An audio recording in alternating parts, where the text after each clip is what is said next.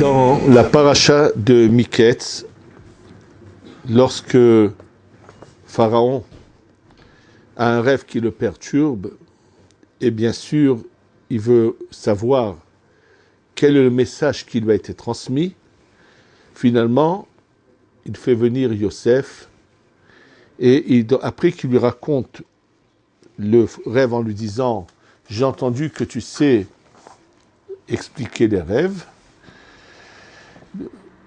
Yosef répond à Pharaon, Vaya'an Yosef répond, et parole est mort en lui disant, Bil Adai, moi, je n'ai aucun pouvoir.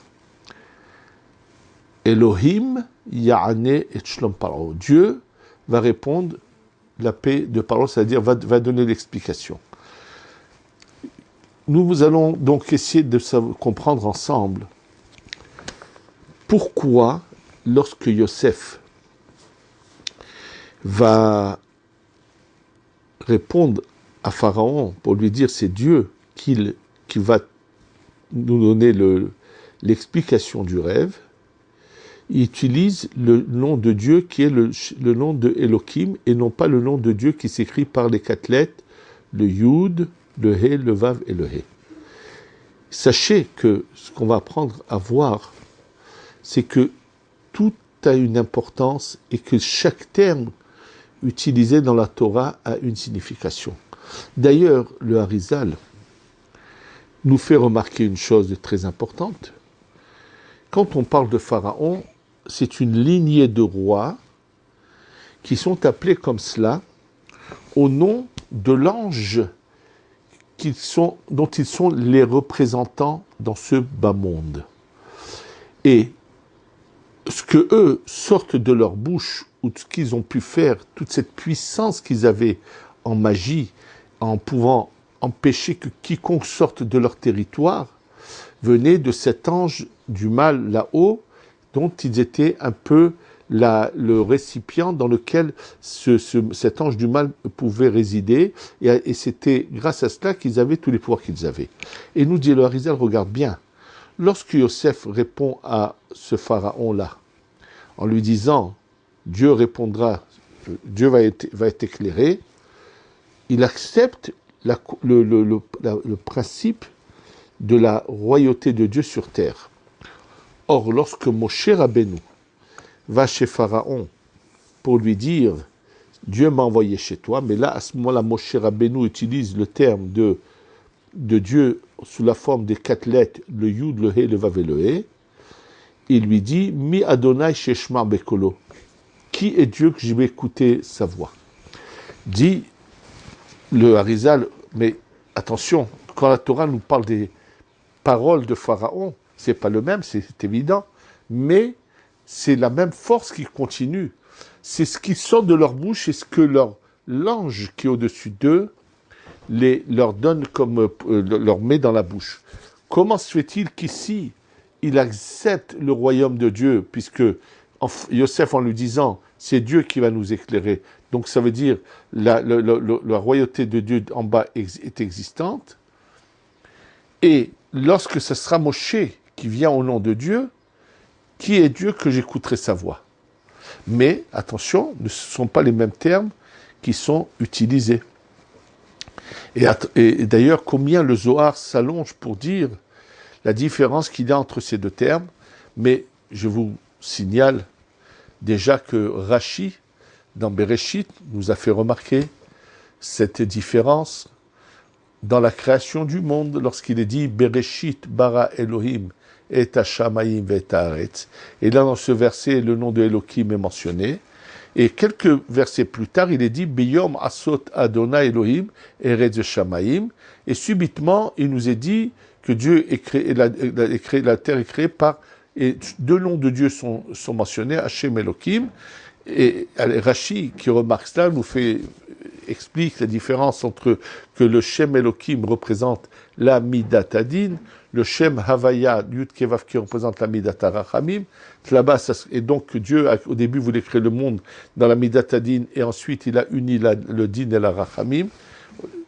ça, on a eu un cours là-dessus qu'on a expliqué. D'accord, là-bas, ça se comprend. Mais comment comprendre maintenant la différence qu'il y a entre des termes de Yosef qui utilisent le nom Elohim, qui est admis par, quand je dis Pharaon, c'est l'ange qui en fait réside en lui, qui est représentant là-haut, accepte ses paroles et n'accepte pas celles de Moshe. Et c'est ça qu'on va essayer de comprendre ensemble. Deuxième question, comment peut-on comprendre que ce genre de rêve qu'a eu Pharaon, c'est une sorte de prophétie? Comment se fait-il que la prophétie vienne à travers un homme aussi loin de la lumière divine qui est Pharaon, qui est en fait, sachez-le, on va voir tout de suite qu'il est en fait je pense, dans toute l'histoire de ces 6000 ans, le niveau le plus élevé de la Touma qu'il n'y a jamais eu sur Terre. C'est celui qui était la domination de la Touma la plus élevée, qu'il n'y a jamais eu sur Terre un représentant d'un si haut niveau qui représentait la Touma. Alors bien sûr, pour comprendre tout cela, je vais d'abord vous mentionner ce que dit la Gemara dans Masechet Megillah, Daf Vav Amud Aleph, page 6 donc, premier versant. La Gemara dit la chose suivante. Im Yomar Lecha Adam. Si un homme te dira que Yerushalayim et Edom, en fait il s'agit de Rome ou de Edom, ça revient au même. Harvu shtem, les deux sont détruits. Al ta'amen, ne les crois pas. Yashvu shtem, les deux sont existants et construits. Al ta'amen, ne les crois pas. Harva Kesare veyashva Yerushalayim, Kesari a été détruite et Yerushalayim est reconstruite. Ou l'inverse, ou bien Yerushalayim est détruite et Kesari est existante et construite, ça tu peux le croire. C'est-à-dire que c'est ou la domination de la Kedusha, de la sainteté, ou la domination de la Sitra Hara, du mal. Chez Nehemar, comme il ramène un passou qui dit Am imalea hareva, im meleazu harevazu. Si celle-là, elle trône, celle qui dirige, qui gouverne, elle est pleine, l'autre est détruite. Et vice-versa. Et Rav Nachman l'étudie dans notre passouk, lorsque dans le Rivka est enceinte de Yaakov et Esav et qu'elle va poser la question à travers les prophètes qui s'appellent de Shem Va'ever, qui vont lui transmettre la réponse divine, on lui dit Ul-Om Mileom Ye'ematz. Un peuple sur un peuple dominera. C'est-à-dire c'est ou la domination de l'un ou la domination de l'autre. Alors, bien sûr, ça nécessite explication, et également, ça va nous faire comprendre que signifient ces vaches qui sont maigres, qui avalent les vaches qui sont plus grosses. Pareil avec les épis. Et qu'à la suite de ce rêve, finalement, Yosef va être le seul qui va pouvoir avoir la domination sur Pharaon, mais qu'après sa mort à lui et la mort de ses frères, Pharaon va dominer le peuple d'Israël. Alors, pour comprendre bien cela, il faut savoir un grand principe, une grande base de la création du monde, comment s'est passée la création. Le but de la création, c'est pour qu'il y ait ce qu'on appelle le sachar et le onesh. La récompense à ceux qui se conduisent bien et la punition à ceux qui se conduisent mal. Mais pour qu'il y ait le mal, il faut qu'il y ait un retrait de la lumière. Donc toute l'existence même du monde commence par un retrait de lumière divin la lumière se retire, ce qui est appelé dans les livres des Mekoubalim le Tzimtzum, et donc laisse la possibilité aux ténèbres de dominer, et ensuite la lumière revient petit à petit, comme on va l'expliquer. D'ailleurs, c'est la raison pour laquelle, au début, quand on parle du premier jour de la création, on nous dit « Vayi Arev, Vayi Boker ». D'abord la nuit et ensuite le jour. Pourquoi fallait-il que la nuit soit avant le jour et non pas l'inverse? C'est la raison pour laquelle, dans notre calendrier, le peuple d'Israël, pour lui, le jour commence à la tombée de la nuit de la veille, c'est-à-dire dès que, comme le Shabbat rentre à la tombée de la nuit du vendredi soir, puisque la nuit devance le jour. Quand viendra le Mashiach et qu'on passera à l'étape suivante, ça sera effectivement différent, ça sera ce qu'on appelle le jour, et là la nuit ne sera pas dans le même sens que nous le comprenons aujourd'hui, ça sera un niveau au-dessus qui sera différent de ce qui est aujourd'hui. Et où c'est que nous avons cette image? C'est dans les sacrifices du temple, où là-bas, le sacrifice qui est emmené en journée, son temps d'être consommé, et c'est la journée avec la nuit qui suit. Donc là-bas, c'est le jour et la nuit. Et d'ailleurs, c'est la raison pour laquelle celui qui a voulu se faire passer pour le délivreur, le soi-disant Mashiach, celui qui a eu, disons, le plus d'adeptes, dont on le sait, celui qui est appelé Isho, Imachemo Vezichro, celui que nous ne récitons même pas son nom, tellement pour nous il est rempli d'impureté et de Toum'a, que son nom nous l'imprend, et si on en parle d'une manière vraiment de moquerie, et c'est pour ça que nous l'appelons l'acrobate, parce que ça a été celui qui a fait le plus de mal pratiquement sur Terre, et donc lui a voulu soi-disant instaurer le jour et la nuit pour bien faire croire qu'il était là, le délivreur, le fameux Messie en question. Rien n'a changé, les hommes sont sur terre, et c'est pas du tout ça dont il s'agit quand on parle de la venue du Mashiach, où on passe à l'étape au-dessus, où on va aller faire la réparation de l'étape au-dessus. C'est étape par étape. Donc au moment de la création du monde, qu'est-ce que fait Akadosh Baruch Hu? Donc dans la création, il y a un retrait de lumière, et donc la force des ténèbres s'amplifie et prend du pouvoir. Et d'ailleurs, dans le premier test, qui est la période antérieure à celle qui est marquée dans la Torah des 6 jours de la création, il y a une domination du mal sur le bien qui va provoquer une sorte de destruction. Akadosh Baruch Hu, Hachem, commence à reconstruire ce qui a été abîmé et détruit, et nous donne la possibilité à nous de continuer. Alors comment ça se passe?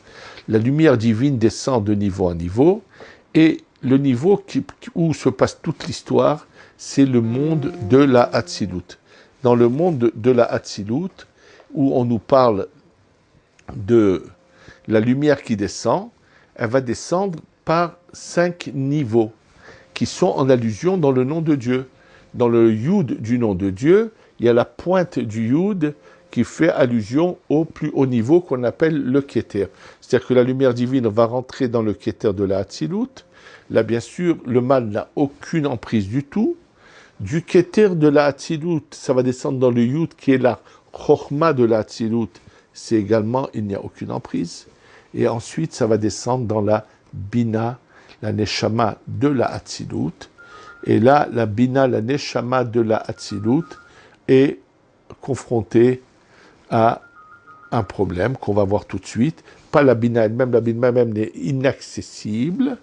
Ceux qui ont voulu essayer de donner de la force au mal pour qu'il arrive à toucher même la Bina de la Hatzilut, ce sont ces Égyptiens convertis sortis avec le peuple d'Israël qu'on appelle le Erev Rav.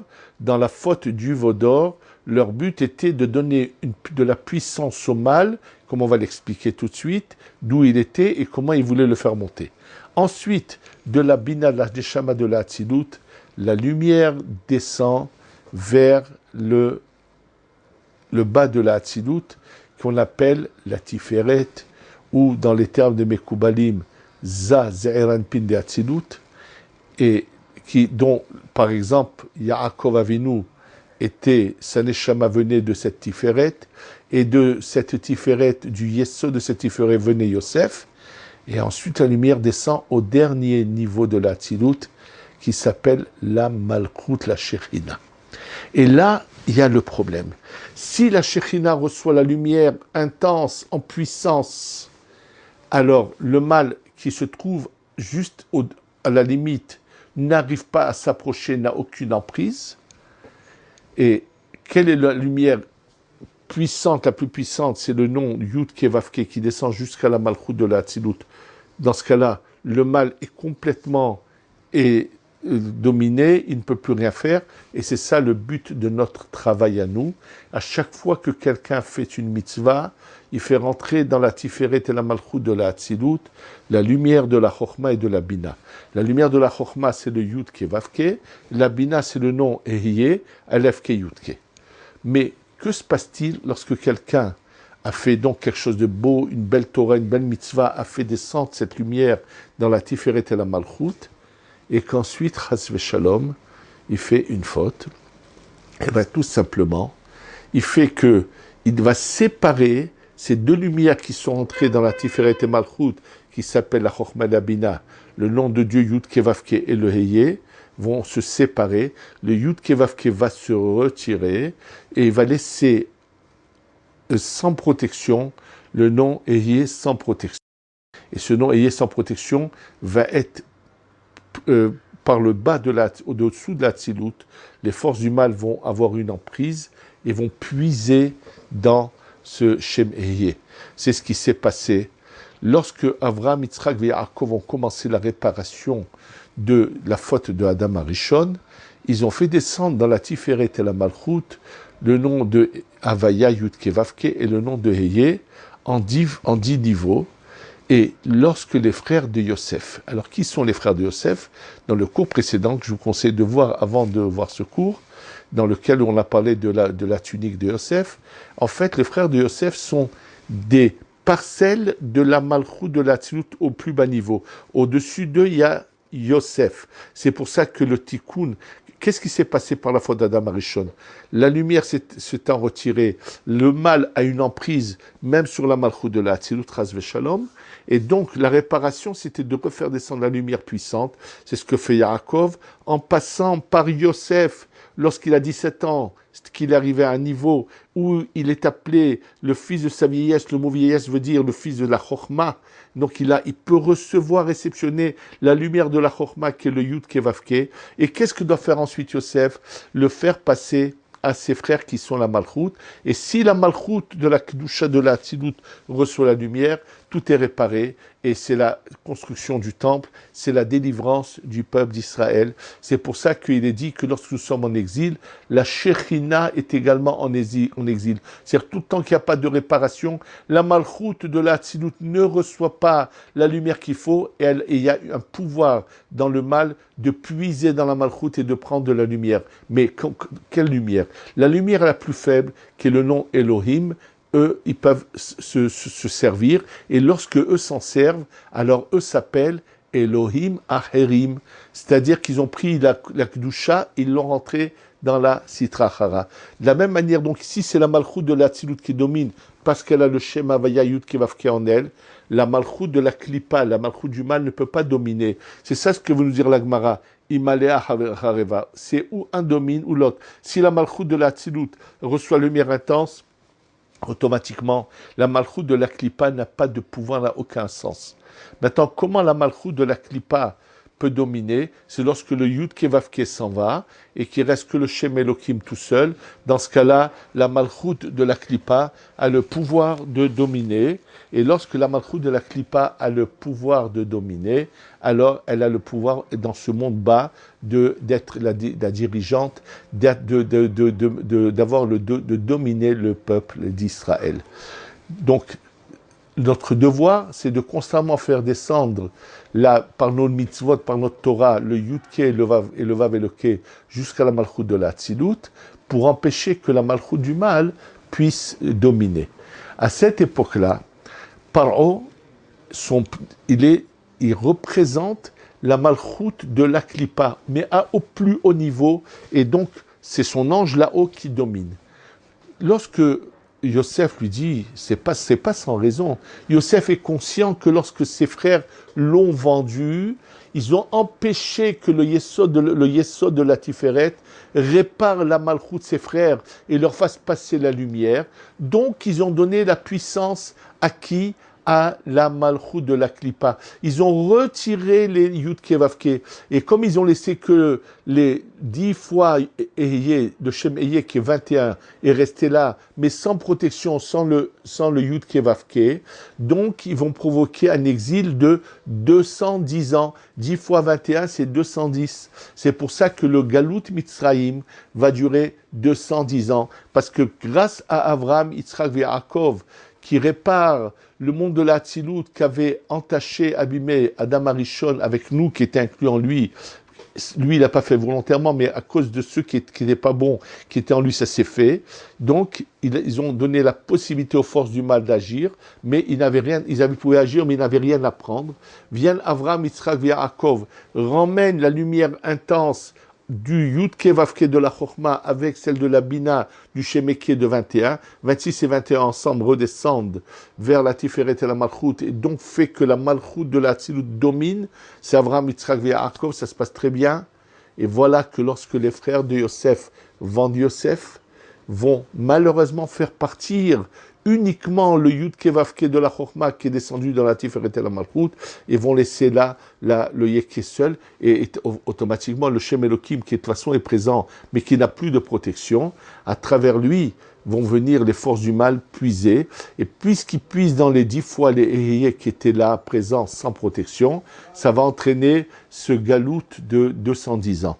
Donc en fait, Yosef, lorsqu'il arrive devant Paro, et qu'il lui parle, et qu'il veut lui dire Elohim, Ya'ane Shlom Paro, il n'y a aucun problème, l'ange dit oui, c'est vrai, le Elohim est tout seul, donc c'est pour ça que l'ange domine et peut puiser. Lorsque Moshe Rabbeinu arrive sous la révélation du Yud Kevavke, l'ange qui réside en Paro se dit, c'est impossible ce qu'il me dit. Si je peux puiser dans le Elohim, ça veut dire que le Shem Yud Kevavke n'est pas présent, donc c'est moi qui va diriger le monde en bas. La direction qui aurait dû passer de la lumière divine à travers la Malchut jusqu'en bas n'est pas présente. C'est pour ça qu'il dit Mi Adonai Asher Eshmar Bekolo. En fait, il ne sait pas que la révélation du Yud Kevavke est en train de se faire. Elle est passée par Moshe, et Moshe qui va faire ce tikkun réceptionné après que les 210 ans d'exil ont eu lieu, font redescendre d'un coup les Yud Kevavke en puissance. C'est ça la délivrance du peuple d'Israël le soir de Pessah. C'est la raison pour laquelle on boit 4 verres de vin qui sont à l'encontre du Yud Kevavke. Le premier verre c'est le Yud, le deuxième le He, le troisième le Vav, le quatrième le He, et on fait descendre à travers cette boisson et à travers ces matzot que nous consommons, parce qu'on a fait dans la tefila de semblable, dans la parole, et là on le fait dans la pratique, c'est de faire descendre le Yud Kevavke en puissance pour renforcer la malchut de la Hatzilut qui va de nouveau diriger et annuler la malchut du mal. Paro, c'est la malchut de la Klippa. Malheureusement, comme les frères de Yosef n'ont pas reçu la lumière, puisque eux représentaient les parties de la malchut de la Hatzilut, ils ont fait que la malchut de la Klippa domine. Mais Yosef n'est pas responsable de cela. Lui, par contre, a su surmonter les épreuves, et c'est pour ça que Yosef va pouvoir être au-dessus de Paro, et Pharaon n'aura pas d'emprise sur lui, n'arrivera pas à le diriger. Parce que Yosef, qui est au-dessus de la malchut de la Hatzilut, son Saneshama, le Shoresh, la racine de Saneshama, donc réceptionne sans problème. Maintenant, les rêves de Paro montrent clairement que c'est le mal qui domine. C'est pour ça que c'est les mauvaises vaches, le mal qui avale le bon. En fait, on est en train d'annoncer à travers son ange là-haut et réceptionne une vision dans laquelle ça va être sa domination à lui. Grâce à cause de qui? Pas grâce à cause de qui? À cause de la vente de Yosef. Et c'est pour ça que lorsque les frères de Yosef viennent en Égypte et que le bruit s'entend chez Pharaon, l'ange dit, ah, ils sont là, j'ai domination sur eux. Et c'est pour cela que eux qui ont mal agi, eux vont être malheureusement soumis. Et comme Yosef a quand même une part dans certaines erreurs peut-être commises, qui n'a pas fait que la réparation se fasse, malheureusement, ses descendants vont également être assujettis en Égypte. C'est ce qui se passe dans ce galout. Quelle est la réparation du galout? C'est de faire venir la lumière intense, en puissance. C'est exactement ce qui se passe également à Hanouka. Les Hashmonaïm, par les fautes du Ham Israël, il y a la domination de la Malchut, de la Klippa, rentre dans le temple. C'est-à-dire le temple qui représente la domination de la Malchut de la Kedusha, et il n'est pas détruit, mais elle n'est plus autant en force qu'il le faut, le mal arrive. Qui va finalement, c'est les Hashmonaïm, vont réussir à dominer le mal, à faire revenir le Shem Havaya en puissance, Yud Kevavke en puissance, détruire les ennemis. Et c'est ça la lumière de Hanouka qui représente cette lumière c'est le soir qu'on l'allume, au moment des ténèbres, au moment qui est le symbole de la domination du mal sur le bien, c'est ça la nuit. À ce moment-là vient la lumière et repousse ce mal. Et lorsque cette lumière se répandra, pas seulement 8 jours, toute l'année, ce qui est la sphira du Hod, qui est réparée, parce que après la sortie d'Égypte, le problème il est dans les 7 sphirotes du bas, pas dans celle de la tête, dans le Chesed, la Gvura, Tiferet, Netzar, Hod, Yesod, Malchut. À la sortie d'Égypte, c'est le Chesed qui est réparé. C'est pour ça qu'il est marqué dans le Zohar que la fête de Pessah est la réparation du Chesed. Ensuite, ça va être Shavuot, la Tiferet. Et après, de Rosh Hashanah Kippour, ça va être la Gvura. C'est déjà à la réception de la Torah, le Chesed, la Gvura et la Tiferet sont réparés. Il faut réparer le Netzach, jambe droite, le Hod, jambe gauche, le Yesod de la Malchut, ce qui est plus dur à réparer, c'est ceux qui sont les plus proches de la Klippa du mal, puisqu'ils sont en bas. Et là, c'est Shaoul Amelech qui aurait dû réparer complètement tout cela.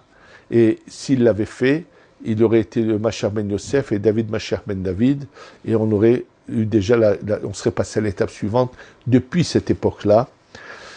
Et c'est pour ça que lui a le devoir d'exterminer Amalek. Amalek qui est le niveau de la Klippa le plus haut, comme Pharaon.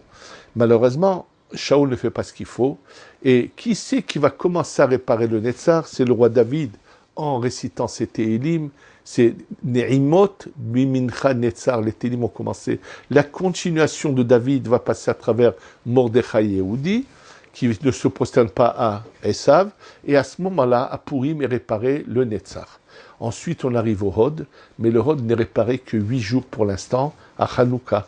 Quand le Hod sera complètement réparé par les bonnes actions qui vont faire descendre la lumière qu'il faut faire descendre pour arriver à la Géoula, il nous manquera 2 Horot à réparer, le Yesod et la Malchut, qui sont à l'encontre de Mashiach ben Yosef et Mashiach ben David. Donc, en fait, ces rêves de Pharaon sont la preuve de la domination du mal sur le bien. C'est pour ça qu'il y a les années de famine d'abord, d'abord il y a les années de bonté qui viennent par Yosef, et ensuite le mal domine, et finalement, quand vient Yaakov Avinu, lui, après 2 ans, arrête le mal. C'est pour ça que les 7 années de famine n'ont pas lieu finalement. Et il n'y a que 2 ans, parce que lorsque Yaakov arrive, il va redémarrer de nouveau le tikkun, la réparation, bien qu'il l'avait fait déjà, mais ses enfants ont abîmé cette réparation en vendant Yosef, et lui va redémarrer cette réparation, qui va continuer par cet exil de 210 ans, qui aurait pu se passer différemment s'il ne s'était pas assimilé aux Égyptiens. Et c'est ça toute notre force, c'est quand on ne s'assimile pas et qu'on garde cette huile pure, qui fait le miracle de l'huile, qui est pure, et qu'on ne veut pas de l'huile mélangée, de l'huile impurifiée pour allumer la menorah. La Torah doit être intègre, sans moins de mélange, sans moins de donner aucun pouvoir. L'accès, notre identité doit être sans avoir d'influence extérieure. Mais bien sûr, pour arriver à cela, il faut réparer il faut oublier son ego, il faut travailler uniquement dans le but d'être au service d'Hachem. Et quand on le fait vraiment bien, d'être au service d'Hachem, de manière sincère, avec l'envie uniquement de faire descendre la lumière, sans aucun intérêt personnel quelconque, alors on a le miracle de Hanouka, qui est le Hanouka de Beth Amikdash, et c'est comme ça que Be'ezrat Hashem, on amènera la Géoula Shlema, Shetavo Bimehera Beyamenu. Amen.